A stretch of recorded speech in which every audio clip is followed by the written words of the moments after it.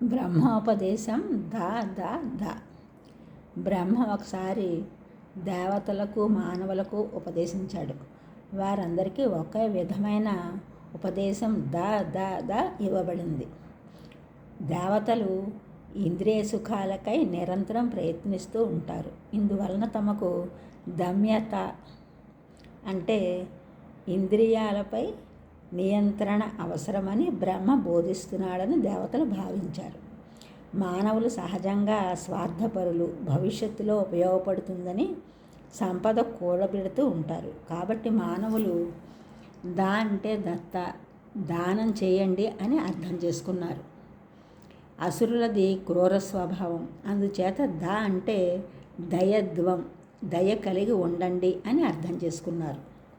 బృహదారణ్యకోపనిషత్తుపై భాష్యం రాసిన శ్రీ శంకర భగవత్పాదులు ఈ కథ వచ్చిన భాగంపై వ్యాఖ్యానిస్తూ, ఈ కథ ప్రత్యేకించి దేవతలకు, మానవులకు, అసురులకు మాత్రమే చెందుతుందని భావించనవసరం లేదన్నారు.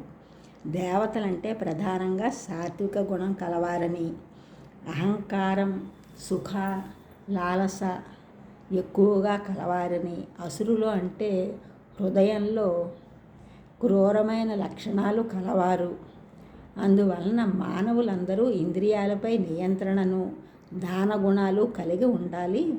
ఈనాటికి ఉరుమల శబ్దం దా దా దా ద్వారా సృష్టికర్త అదే విషయాన్ని చెబుతూ ఉంటారు. తన శిష్యుల సామర్థ్యాన్ని, అర్హతని బట్టి గురువు బోధిస్తూ ఉంటాడు. సామాన్యంగా బోధించిన ఒకే విషయం విభిన్న శిష్యులకు వివిధ రకాలుగా అర్థం కావచ్చు. బ్రహ్మ బోధించిన దా దా దా ఏ అందుకు ఉదాహరణ. ఈ ఛానల్ చూసిన వారందరూ కూడా సబ్స్క్రైబ్ చేయండి, షేర్ చేయండి, లైక్ చేయండి, కామెంట్ చేయండి. సబ్స్క్రైబ్ చేసిన వారందరూ కూడా కృతజ్ఞతలు. షేర్ చేసినారు, లైక్ చేసినారు, కామెంట్ చేసిన వారందరికీ కూడా ధన్యవాదములు.